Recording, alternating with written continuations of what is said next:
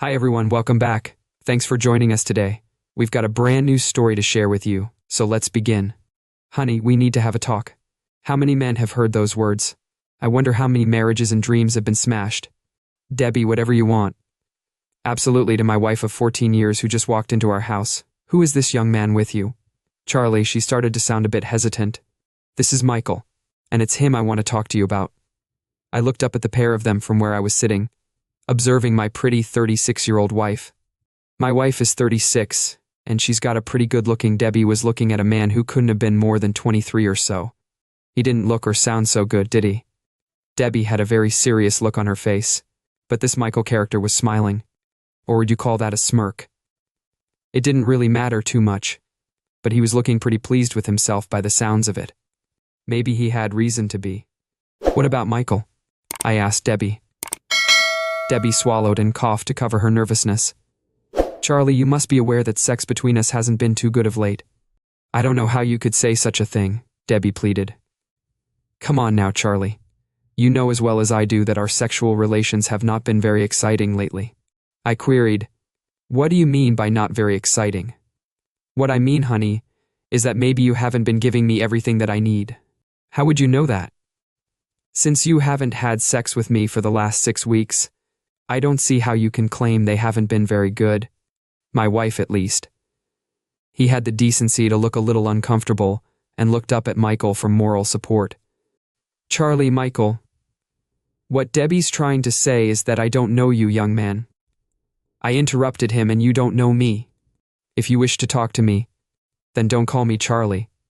It's Mr. Martin to you. Michael spoke up. My wife, before her boyfriend could do something they may regret. Look, Charlie, it isn't that I don't still love you or anything.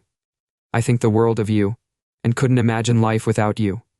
So you're not telling me that you've fallen in love with someone else, right? No, of course not. She confirmed, well, at least not exactly.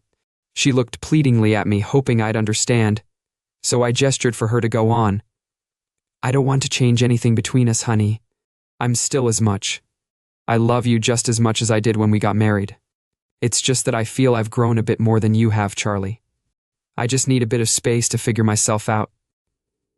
She stopped again, smiling at me, hoping that I'd go along with her.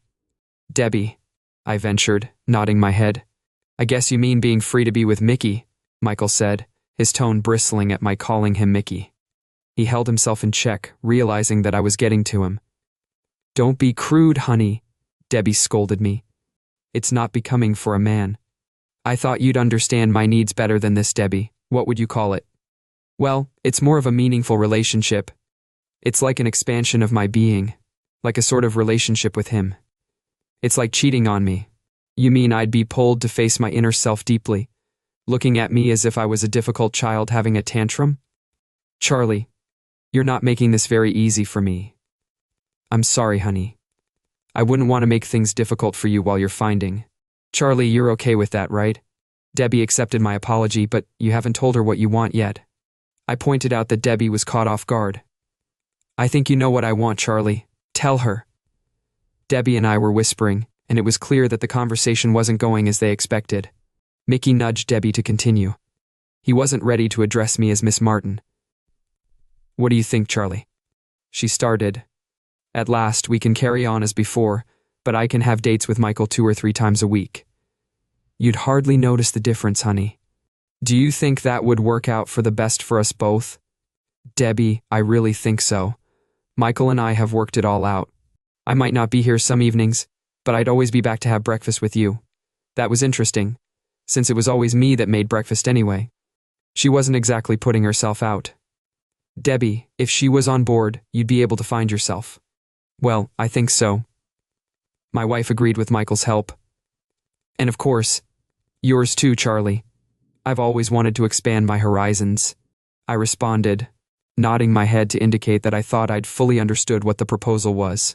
So, we carry on as we have for the last 6 weeks, with me getting no intimacy from you while Mickey gets to be with you several times a week. Debbie looked somewhat deflated. While her boyfriend clenched and unclenched his fist in anger, Debbie pleaded with Charlie to stop being difficult. She held her arms out and stepped forward towards me. Of course it won't be like that, honey. I'm sorry I've neglected you lately, but I promise I'll make it up to you. I held my hand out to halt. I looked over at the other man and asked, "Is that okay with you?" Mickey grinned back at me. He seemed to think they had me where they wanted me. They wanted me to screw Debbie, whatever. Screw her all you want as far as I'm concerned. But she'll never enjoy it as much as she does with me. Debbie at least started to protest, telling him to shut up, but he had his pecker up by then and carried on. You think you're better than me, but it seems like there's a lot more to the situation than you realized. Is that what you think as well, Debbie? I asked Mickey if his is so much bigger than mine and that he knows how to use it better than me.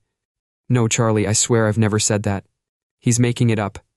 Pratt is no better than you in bed. He's just rougher maybe and different. That's all. I gave them a few moments before I hit them with my next comment. It was basically what Linda said. My statement caught them off guard. Debbie stood there with her mouth wide open and surprised. Mickey rushed forward, raising his fist at me. "Leave Linda out of this, you bastard," he screamed at me angrily. "Sorry, Mickey boy, but your wife Linda is already involved." I was happy to tell him that as he came towards me angrily, ready to hit me. Debbie grabbed him and pulled him back. She told him not to, saying that I would kill him if he hit me. He said that I was an old sod and that I would regret it if he hit him. She was right.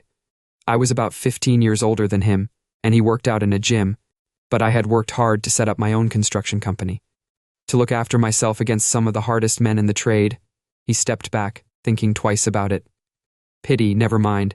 Maybe there'd be another opportunity. There was a moment of silence. We all looked at each other, waiting for someone to speak up. It was Debbie who broke the silence first. "Charlie, are you admitting that you've actually had sex with Linda?" she asked. "If you mean have I been making love to her, then yes, I have.